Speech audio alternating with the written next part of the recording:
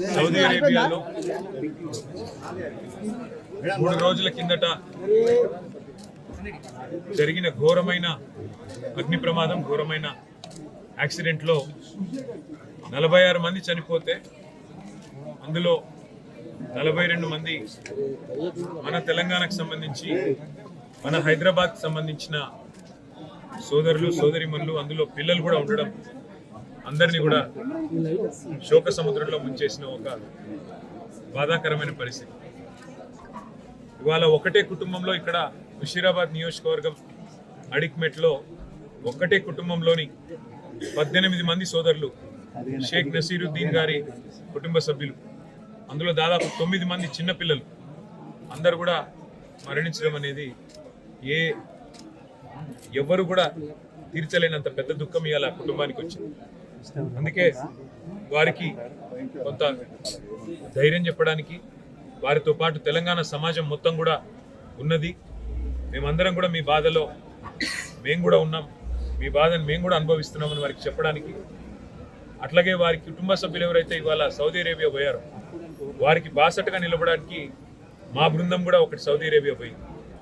మా పెద్దలు మాజీ ఉప ముఖ్యమంత్రి మహమూద్ అలీ గారి కుమారుడు ఆజం అలీ గారు, అట్లాగే మా ఫార్మర్ వక్ఫ్ బోర్డ్ చైర్మన్ మసియుల్లా ఖాన్ గారు, వారితో పాటు మిగతా మిత్రుల బృందం కూడా సౌదీ అరేబియాలో అక్కడ అధికారులతో, అట్లాగే ఈ దివంగతులైన వారి కుటుంబ సభ్యులతో కలిసి పనిచేసి వారికి ఆఖరి క్షణాల్లో వారికి అండగా నిలబడడానికి, ఏమైనా కొంత సాయం చేయడానికి అక్కడికి మా బృందం కూడా పోయింది.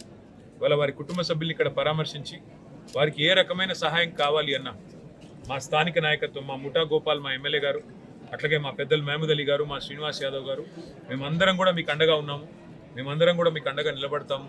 భవిష్యత్తులో కూడా, ఈరోజే కాదు భవిష్యత్తులో కూడా మీకు ఏ అవసరం ఉన్నా కూడా పార్టీ ఉంటుంది. కేసీఆర్ గారు మమ్మల్ని అందరినీ పంపించారు మీ దగ్గరికి అని చెప్పి ఈరోజు వారి దగ్గరికి రావడం జరిగింది. వారు చెప్పింది ఒకటే, అన్న ఈ దుఃఖ సమయంలో మా కోసం ప్రార్థనలు చేయండి.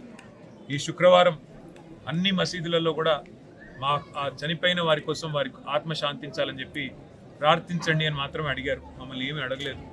సరే, అక్కడ కొంత సాయం చేయండి, ఎంబసీ అధికారులతో మాట్లాడండి, తొందరగా ఏమైనా ఒకవేళ తేగలిగితే మిగతా భౌతిక కాయాలు అలాంటివన్నీ చేయగలిగితే చేయండి, లేదంటే అక్కడే అంతిమ సంస్కారం చేసే అవకాశం అక్కడే ఉంటే అక్కడే జరిగే విధంగా అధికారులతో మాట్లాడండి అని చెప్పారు.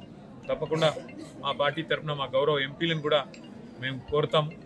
ఉన్నతాధికారులు, దౌత్య అధికారులు, భారత దౌత్య అధికారులతో కూడా మాట్లాడి వారికి అక్కడ సహకరిస్తామని చెప్పి కూడా చెప్పడం జరిగింది.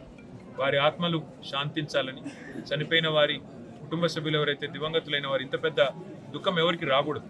ఒకటే కుటుంబంలో 18 మంది చనిపోవడం అంటే అంతకు మించిన బాధ అసలు చనిపోయిన వాళ్ళకంటే ఎక్కువ బతికిన వాళ్ళకి ఆ బాధ మిగిలిపోతుంది. అందుకే వారు మనోధైర్యంతో నిబ్బరంగా ఉండాలని చెప్పి ఆ భగవంతుని ప్రార్థిస్తూ ఈ శోక సమయంలో మొత్తం మనందరం కూడా మతాలకు అతీతంగా, కులాలకు అతీతంగా వాళ్ళ కుటుంబాలకు అండగా నిలబడాలని చెప్పి కూడా మన సోదరులను కూడా ప్రార్థిస్తూ మీ అందరికీ కూడా ముఖ్యంగా మా పత్రికా మిత్రులకు కూడా ధన్యవాదాలు.